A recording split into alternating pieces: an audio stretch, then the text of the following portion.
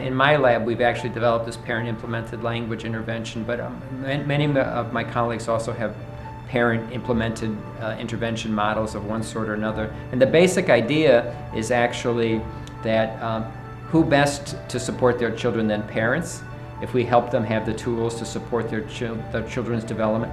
In many respects, that's really wonderful because they spend more time with their child than a therapist ever could.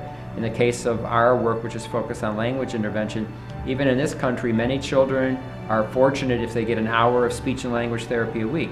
And if we can help parents know how to engage in interactions that are natural and fun and support development, and they can do that all throughout the day, that makes much more sense because the intervention is more intense, a bigger dose of the intervention.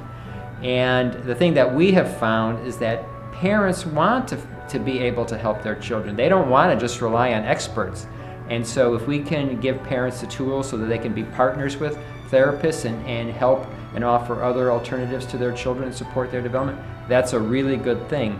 It's what we have discovered that helps make it portable, or at least more portable, is that in our parent-implemented language intervention, we do all of the training of parents in their homes through video teleconferencing, Skype or Zoom. So we can work with a parent, give them didactics in their home. They can watch videos, we can talk about videos with them, and then as they interact with their kids, we can give them a Bluetooth, and we can coach them in real time to give them practice and give them feedback about how they're doing. They could send us videos of their interactions with their children, and then we can set up a time and talk to them.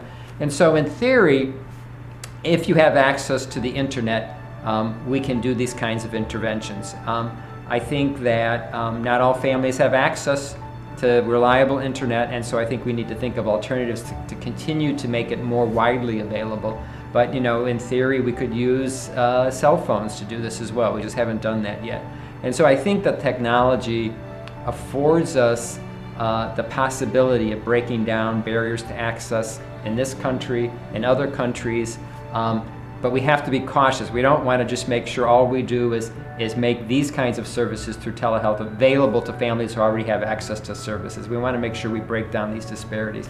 And so I think issues of cost and things like that are things we're thinking of. But we're also thinking of, well, are there things we can do to help families if they don't have kind of, really fast internet? Maybe a lot of their training can be through online modules. So maybe they can have it more self-guided, self-paced, and then maybe we do less coaching. So I think there are lots of different models, but I think the idea of having parents be part of the solution for their children is really important. And that, no doubt, will transcend language, transcend culture. Now, it may have to be done differently in different languages and different cultures, but I think everywhere, every parent wants to help their child.